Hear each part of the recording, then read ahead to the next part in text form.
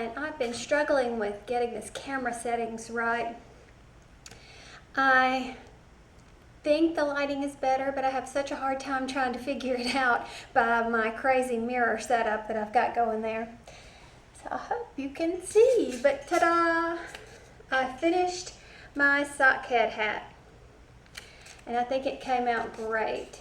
Now, one interesting thing though is that it's actually a little big, and I thought that was interesting in the fact that since the last time I did it, I was a pretty new knitter, well, I'm still a new knitter, I guess, but I was even newer.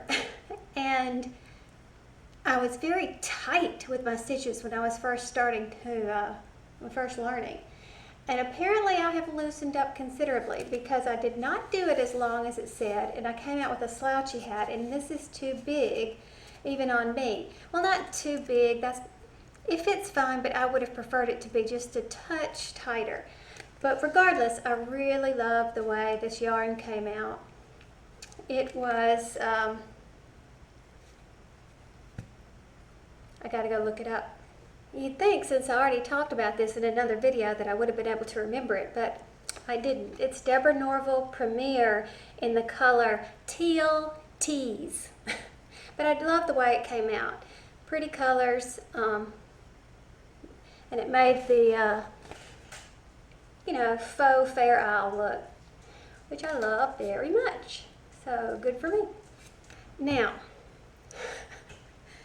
after I had done the Hitchhiker and the Sockhead Hat, I thought, now I really want to do something easy and fast. And without a pattern, I came up with this.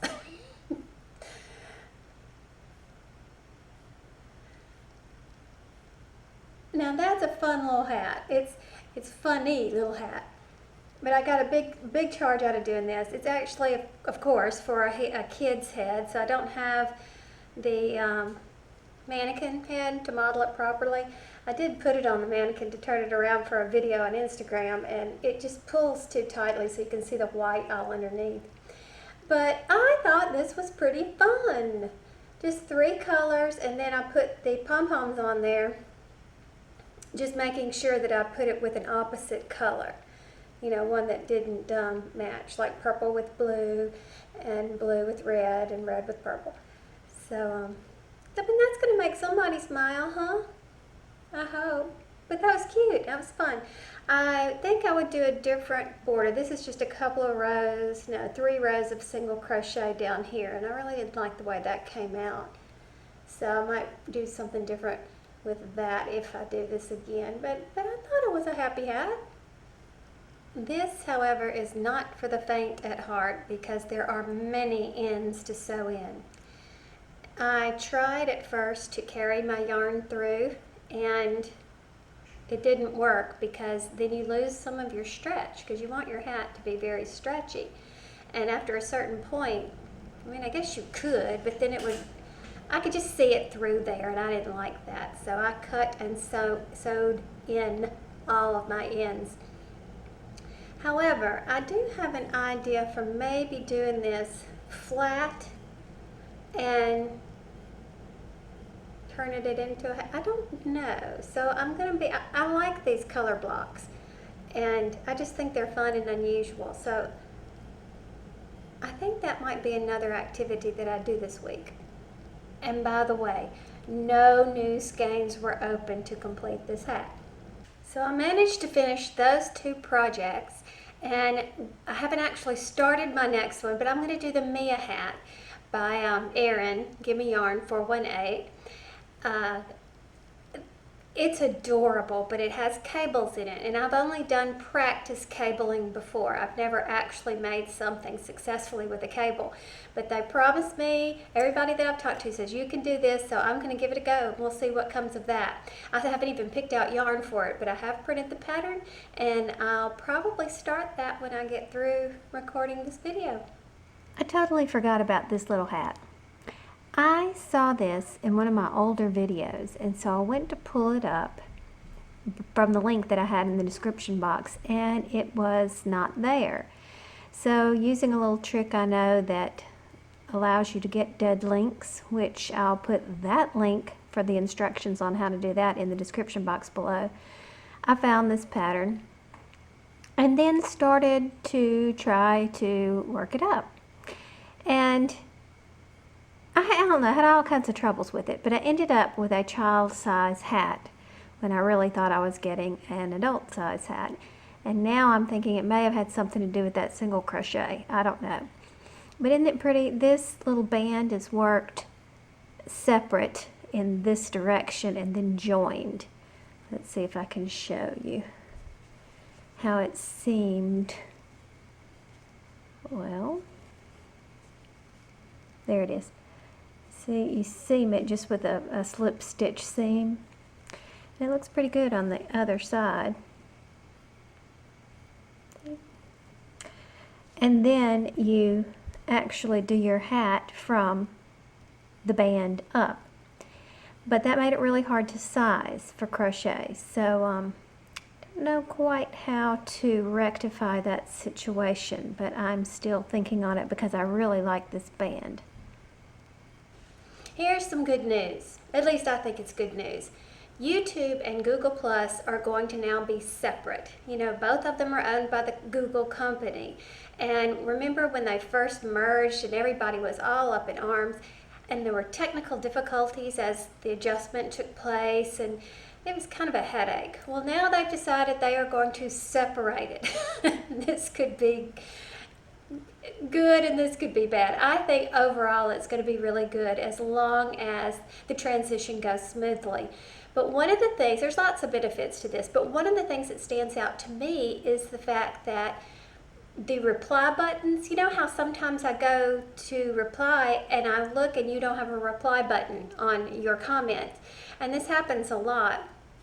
Well, that's going to all be fixed. Now I'll be able to reply to everybody. Not just me, of course, but all video creators will have not have to worry about that disappearing reply button. So that's a plus.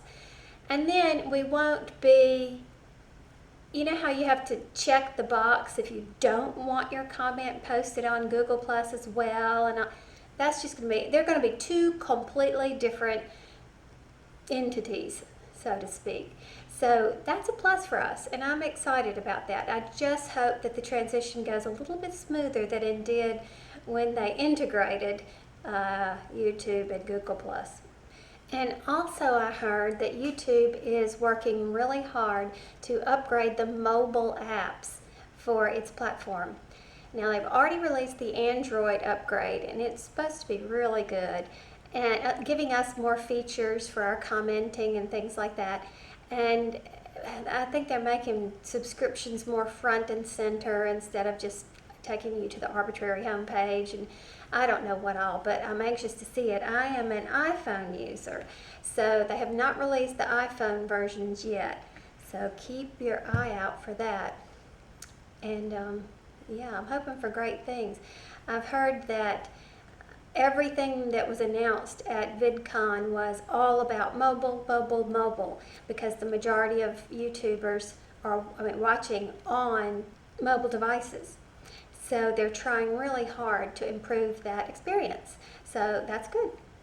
I haven't gotten much done because I've been spending so much time in front of the computer editing videos. You know that I like to edit these videos that I do because I can't get my thoughts all together to sit quietly and speak until it's all out. I think in pieces and parts, so it makes sense for me to edit. Besides, there's lots of things like interruptions and coughing fits and whatever that I want to chop out of mine. So that's one reason why I do a lot of editing. Also, if I have a picture of something, like if I was talking about, I don't know, this hat, but it wasn't with me, then sometimes I like to put that picture in, and that requires editing and all. It's just what I like to do for my videos. Well, take that and multiply it by like 25, and that's what I'm doing with our home videos from the vacation. And I suppose at first I was thinking, oh, you're just wasting so much time doing this, and then I thought, no, If I were a scrapbooker, for example, I would be spending a lot of time, cutting things out and pasting and finding the right embellishments and all. So it's pretty much the same thing. This is the way I choose to save our family's memories. So as a result, I'm not getting as much yarn time in that I would like. So I'm trying to hurry and get as much of that done as possible. However, I have to have breaks, so I'm certainly always going to have something on the hook or on the needles. So it's going to be the Mia hat next. So you know how last week I said, I am going to get on Ravelry and I'm going to be participating in some more groups. Well, I didn't do that. I have hope though, because back in January when I made crafty goals, I did a really good job keeping up with my crafty goals. So I still am going to keep that as a goal of mine, is to get involved in some Ravelry groups.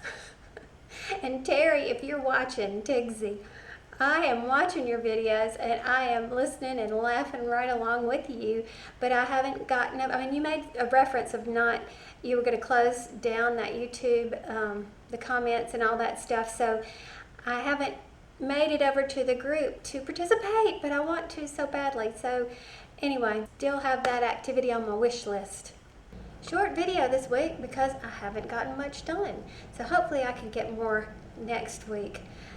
I just feel like you can never have too much yarn work to show, right?